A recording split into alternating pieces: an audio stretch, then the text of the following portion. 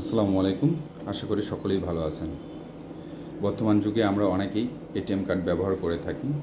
তো আপনার এটিএম কার্ডটি যদি কখনো হারিয়ে যায় অথবা এটিএম মেশিনে আটকিয়ে যায় অথবা ক্যাপচার হয়ে যায়, তাহলে কি করবেন সে বিষয়ে কথা বলবো। তো আপনার এটিএম কার্ডটি যদি ব্যবহারের সময় কখনো এটিএম মেশিনে আটকিয়ে যায় বা ক্যাপচার হয়ে যায়, প্রথমে যে কাজটি করবেন, এটিএম মেশিনে ক্যান্সেল বাটনে প্রেস করুন। তারপরে যদি আপনার কার্ডটি এটিএম মেশিন থেকে না বের হয়, তাহলে ভয় না পেয়ে ঠান্ডা মাথায় আপনার ব্যাংকের কল সেন্টারে কল দিয়ে কার্ডটি ব্লক করে দিন, যেন আপনার কার্ডটি অন্য কারো হাতে গিয়ে অপব্যবহার না হয়। পরবর্তীতে আপনার ব্যাংকের নির্দিষ্ট শাখায় যোগাযোগ করে আপনার কার্ডটি সংগ্রহ করুন। আপনার এটিএম কার্ডটি যদি বাইরে কোথাও হারিয়ে যায়, তাহলে প্রথমে যে কাজটি করবেন, কল সেন্টারে কল দিয়ে সঙ্গে সঙ্গে আপনার কার্ডটি ব্লক করে দিন। পরবর্তীতে আপনার ব্যাংকের নির্দিষ্ট শাখায় যোগাযোগ করে পুনরায় নতুন কার্ড সংগ্রহ করুন।